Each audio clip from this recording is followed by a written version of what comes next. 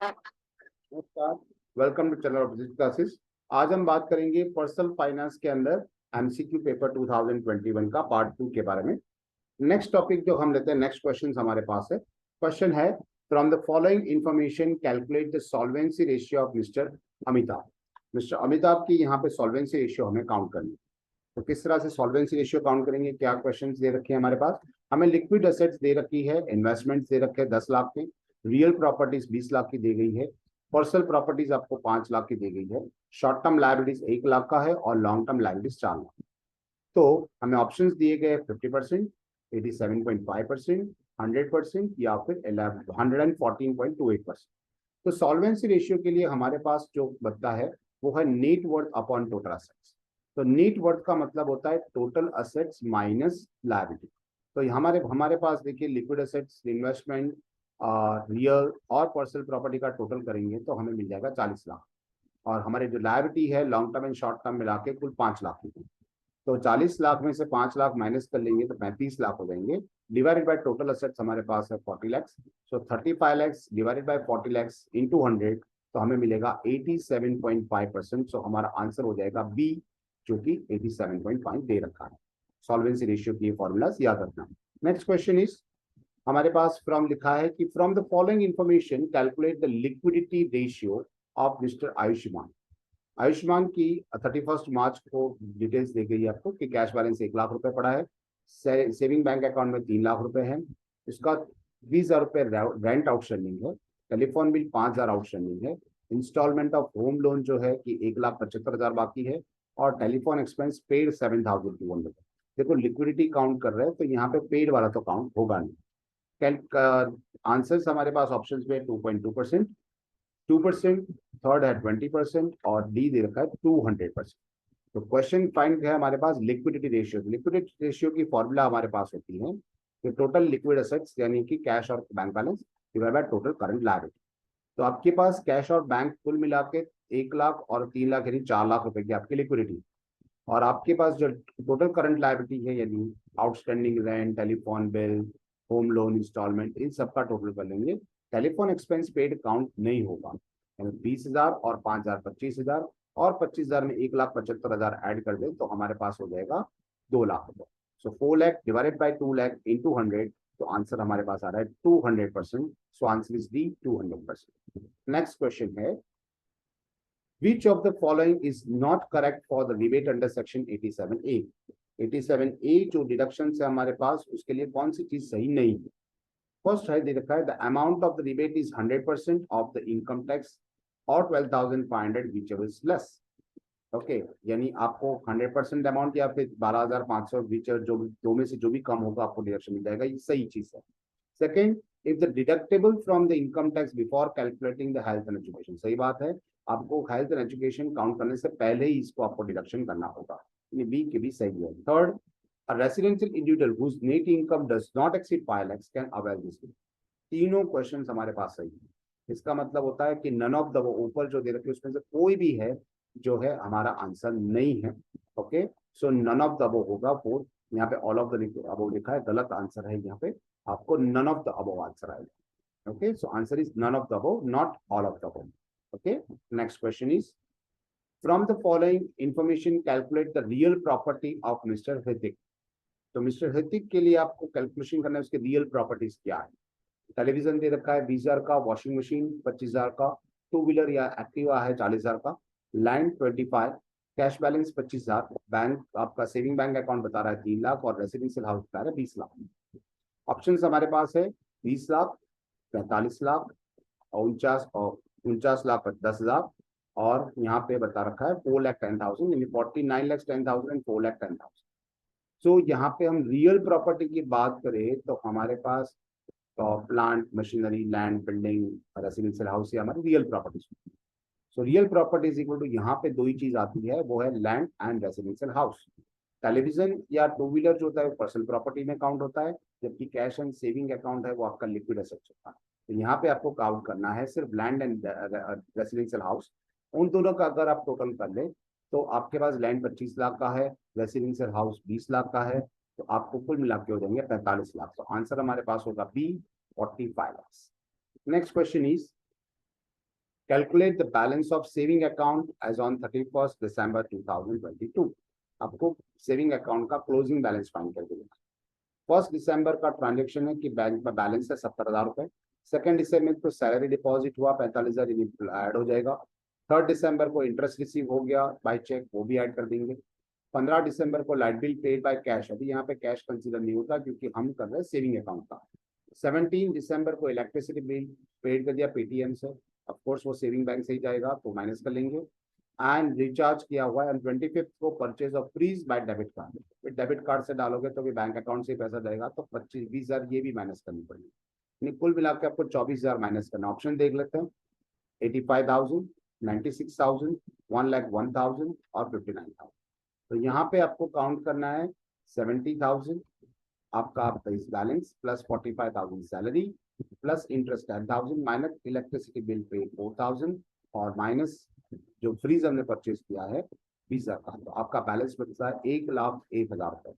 Answer is C, 1,01,000। Next question, the arrangement of the financial affairs of the person is such a way that the tax liability can be reduced by the legal way।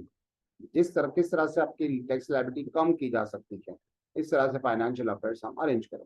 तो first tax इवेंशन यानी tax की चोरी करके, दूसरा tax planning करके उसका आयोजन करके, थर्ड टैक्स अवॉइडेंस आपको उसको नकार के यानी आप नहीं पे करोगे इस तरह से, और नन ऑफ द अबव। सीधी बात है, आपको टैक्स का प्लानिंग करना पड़ेगा तब जाके आप अपनी टैक्स लायबिलिटी रिड्यूस कर सकते हो। तो आंसर इज होगा B, tax planning. Next question, which of the following statement is not correct for the deduction in respect of interest on deposit in cash of the senior citizen? Okay, case of senior citizen की बात करें तो कौन सा statement सही नहीं है? First, the statement can be claim deduction which is equal to 50,000 or amount of aforesaid interest whichever is lower, 50,000 और उससे ज्यादा। ओके, सेकेंड उससे कम, sorry. Second, his income including the interest on deposit and bank, cooperative banks and post office. ये बात सही है कि आपका बी आंसर हो सकता है क्योंकि यहाँ पे सॉरी बी सही है, आपका नॉट करेक्ट आंसर फाइंड करना। Third, it may be the interest on fix deposit, interest on saving account या फिर अदर इंटरेस्ट, कोई भी हो सकता है, सही बात है।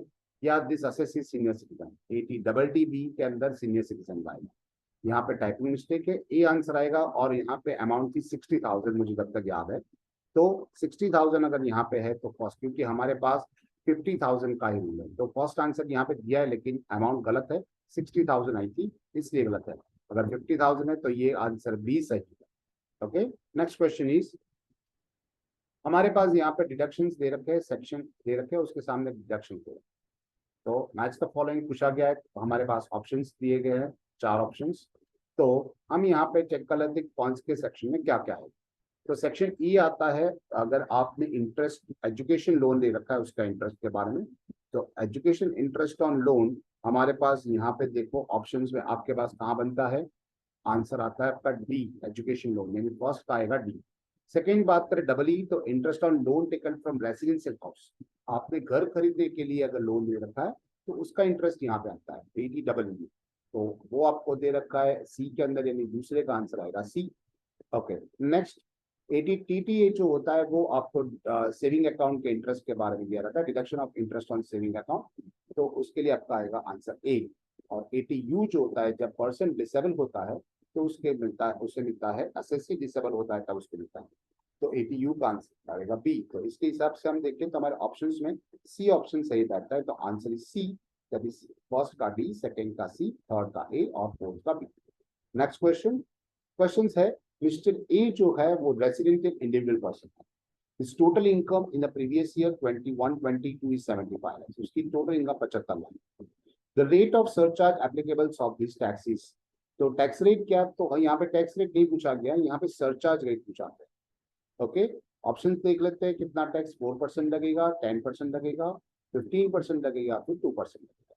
तो यहाँ पे देख लो कि ये जो बंदा है मिस्टर ए, उसके लिए कोई भी हो, नॉर्मल पर्सन हो, सीनियर सिटीजन हो या फिर सुपर सीनियर सिटीजन हो, सबके लिए सरचार्ज के रूल सेम है।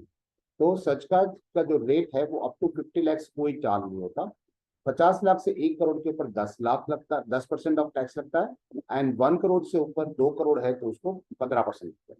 तो यहाँ पे इस बंदे की इनकम है 75 लाख, तो वो 50 लाख टू 1 करोड़ के अंदर आता है, तो उसके ऊपर आपको 10% ऑफ टैक्स, जितना टैक्स होगा वो टैक्स का 10% आपको सरचार्ज पे करना होगा। So answer is B, 10%। Next question देखते हैं। क्वेश्चन हमारे पास, mister Dev is paid 3,000 and 5,000 for the preventive health checkup up to preventive health checkup of his spouse and mother. उम्र बता रखी है 65 साल, respectively during the previous year 21-22, है ना। तो मदर की उम्र है 65 साल, वाइफ की उम्र उससे कम हो। And find the deduction under section 80D। तो प्रिवेंटिव हेल्थ चेकअप के लिए तो देख लेते हैं, यहाँ पे 10,000 दे रखा है, नेक्स्ट 7,000 ऑप्शन है, थर्ड 5,000 है और डी 8,000। बच्चों याद रखना, प्रिवेंटिव हेल्थ चेकअप के लिए जो लिमिट है वो लिमिट सिर्फ 5,000 रुपए की है। तो यहाँ पे किसी की भी हो, पूरी फैमिली के बारे में यहाँ पे, तो हमारे पास ऑप्शंस आएगा सी, क्योंकि deduction under section 80C deduction for the health checkup is exempted up to 5,000 only, 5,000 रुपए तक का ही आपको डिडक्शन अवेलेबल है। नेक्स्ट क्वेश्चन है हमारे पास, यहाँ पे बैलेंसेस दे रखा है ऑन 1/1/2022 और 31 दिसंबर 2022 के। यहाँ पे हमारे पास पूछा गया है कि calculate the total long term liability. आपकी लॉन्ग टर्म लायबिलिटी कितनी है एज ऑन 31 दिसंबर। ऑप्शंस हमारे पास है 4,95,000, 1,70,000, 4,50,000 एंड 3 लाख। तो यहाँ पे पूछा गया था लॉन्ग टर्म लायबिलिटी, जो एक साल में पे कर हो सकता है उसे हम लॉन्ग टर्म नहीं कहते, उसे शॉर्ट टर्म कहते हैं। जस्ट लाइक यहाँ पे टेलीफोन बिल की बात कर रखी है या फिर आउटस्टैंडिंग रेंट की बात कर रखी है, तो वो तो करंट हो गया, नहीं शॉर्ट टर्म लायबिलिटी होगी। बाकी के हमारे पास लॉन्ग टर्म लायबिलिटी होगी। So outstanding education loan 3,50,000, car loan 20,000 और होम लोन 80,000, कुल मिला के हमारे पास होता है 4,50,000। तो आंसर इज सी, 4,50,000।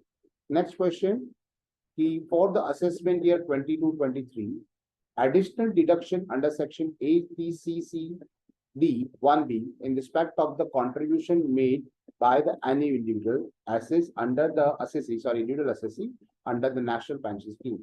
तो पेंशन स्कीम के अंदर आप कितना डिडक्शन अवेलेबल है आपके पास असेसमेंट ईयर 22-23 के अंदर? 40,000, 50,000, 1,50,000 या फिर 1,25,000। सो आंसर है हमारे पास 1,50,000, जो कि 80(c)(d)(1)(b) के अंदर मेंशन किया गया। तो मैक्सिमम आपको पेंशन क्या है amount admissible deduction 1,50,000। Next question है, मिस्टर काबिल is totally blind and how much deduction is can claim under the senior the sections of assessment year 22-23।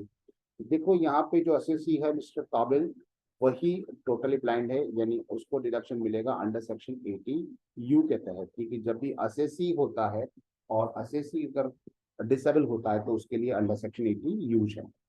तो यहाँ पे देखो ए आंसर है 1,25,000, अंडर सेक्शन 80D नहीं मिलेगा, ये 80U में 75,000 मिलेगा। टोटली ब्लाइंड है तो उसको ज्यादा मिल सकता है। नेक्स्ट 75,000 अप 80D या फिर 1,25,000 अंडर सेक्शन 80U। यहाँ पे टोटली ब्लाइंड है, 100% डिसेबिलिटी है, तो उसको 1,25,000 की लिमिट मिलेगी। So answer will be D, if the assessee himself is disable person and then the deduction available under section 80U। और अगर उसके कोई रिलेटिव्स होते हैं जो डिपेंडेंट होते हैं, वो होते तो 80D मिलता।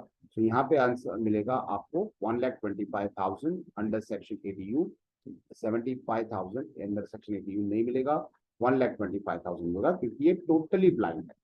Next question is, from the following information calculate the डेब्ट saving ratio of mister Alia Bhatt. Total loan payment is 4,80,000 and gross before tax income उसकी जो है वो 12 लाख। तो हमें यहाँ पे डेब्ट सेविंग रेशियो काउंट करना है, कितना हो रहा है 20%, 50, 30 या फिर 40%। तो डेब्ट सेविंग रेशियो का जो फॉर्मूला है हमारे पास वो है outstanding loan instalment divided by gross income.